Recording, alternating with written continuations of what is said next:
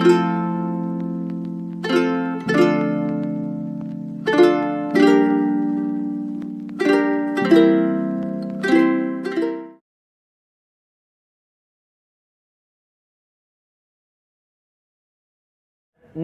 menuntun kita untuk meluaskan hati kita, melapangkan jiwa kita untuk menyambut Ramadan datang dengan satu doa.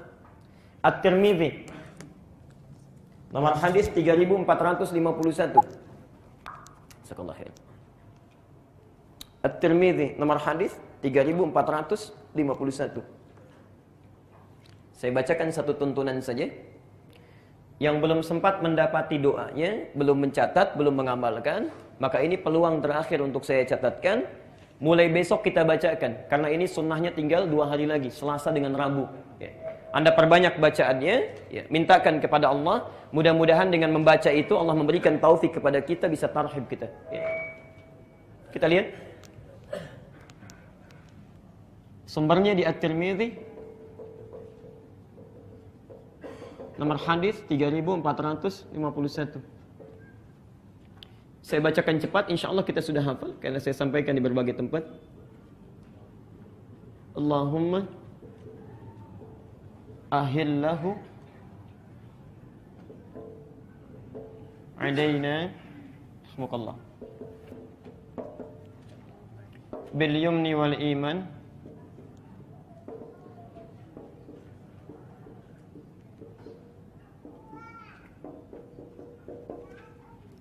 wassalamati wal islam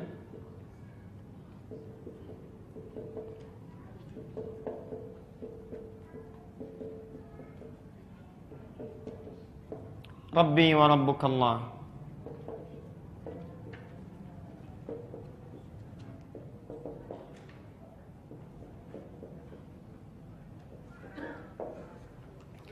Saya bacakan, artikan, kemudian tafsirkan dengan cepat.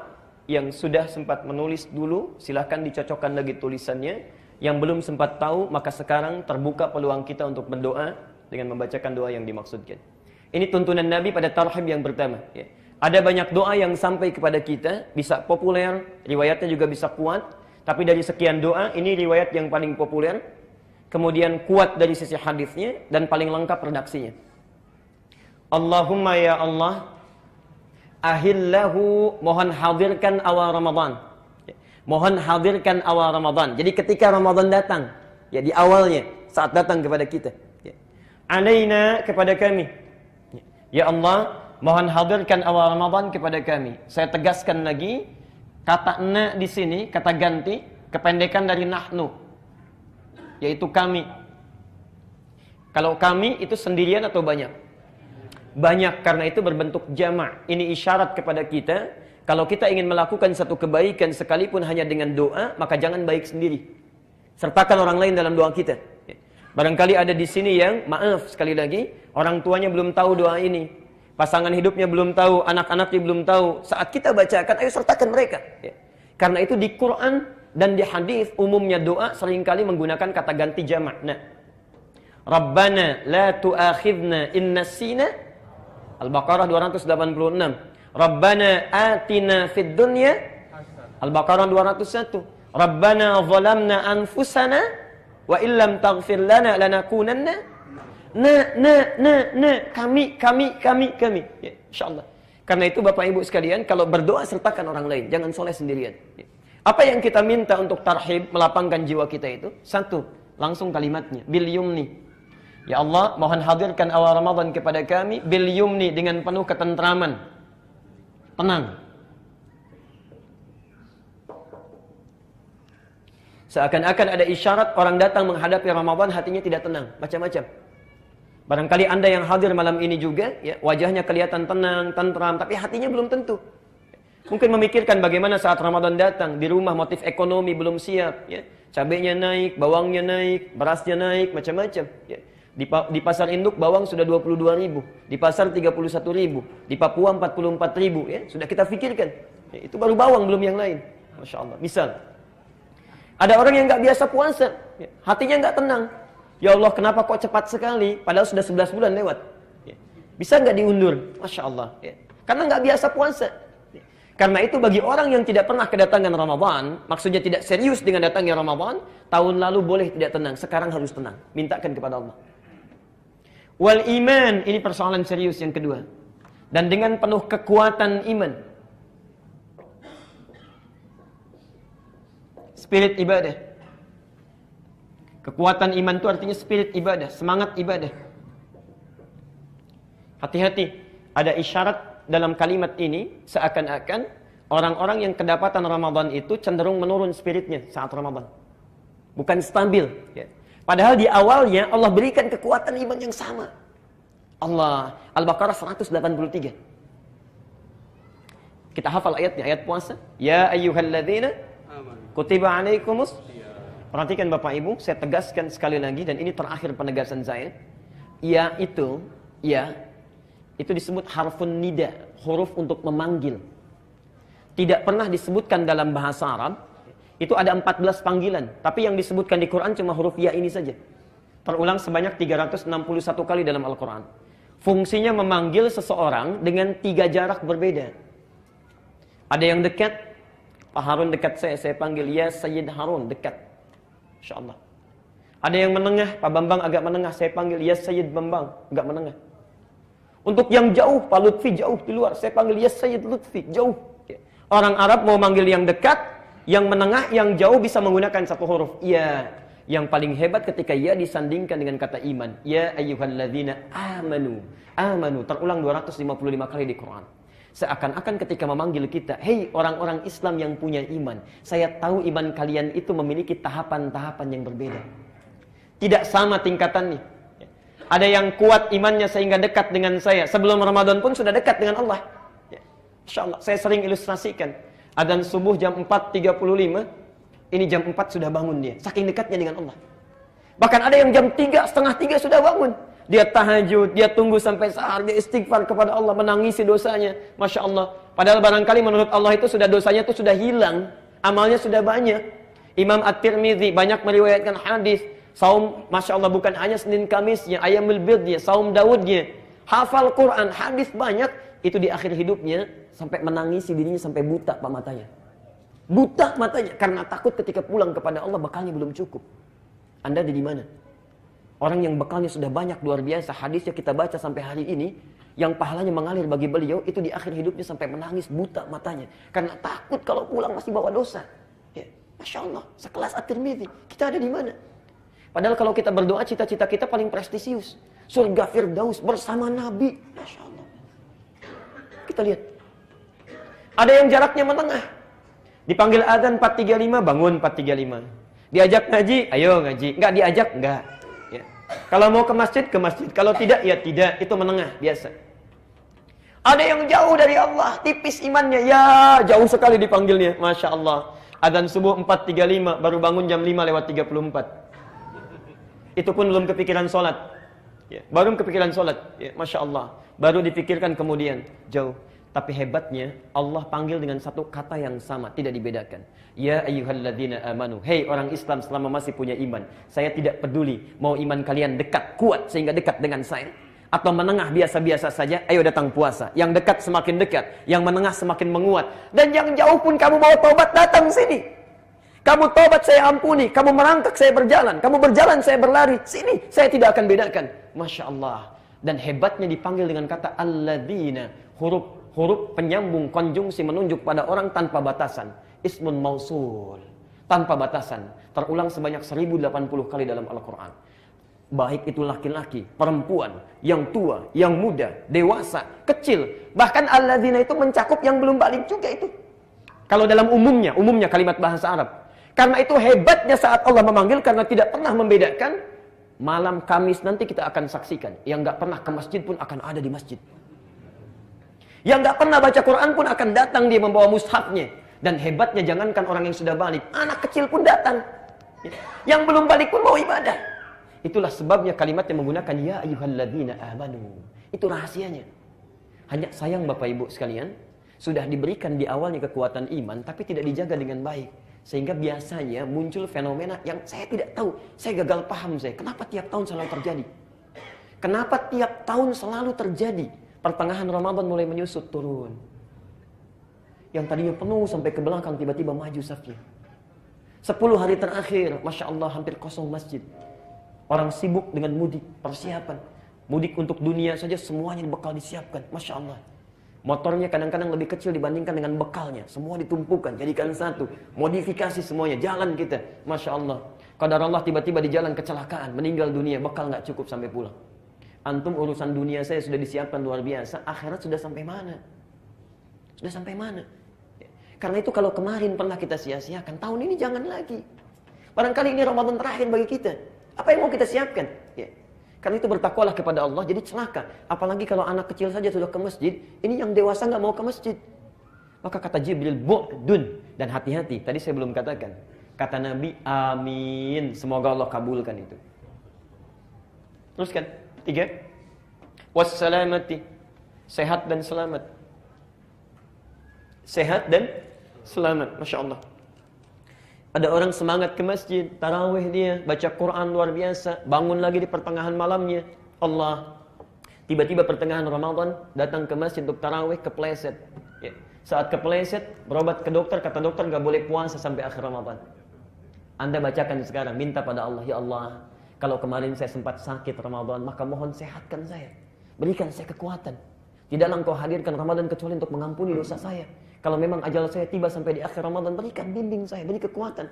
Kalau dengan saya memohon saat ini belum juga engkau kabulkan, ya Allah dengan cara apa lagi saya mesti memohon kepadamu.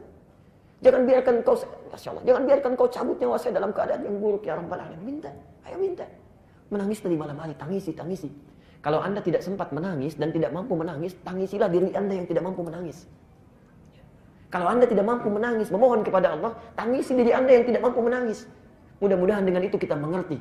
Ya, Masya Allah. Saya selalu katakan, kalau Anda tidak mampu berlomba dengan orang soleh dalam kebaikan, maka silahkan berlomba dengan para pendosa untuk bertobat dan beristighfar. Pilihannya cuma 2. Kalau Anda tidak mampu berlomba dengan orang soleh dalam kebaikan, silahkan berlomba dengan para pendosa untuk beristighfar dan bertobat. Allah.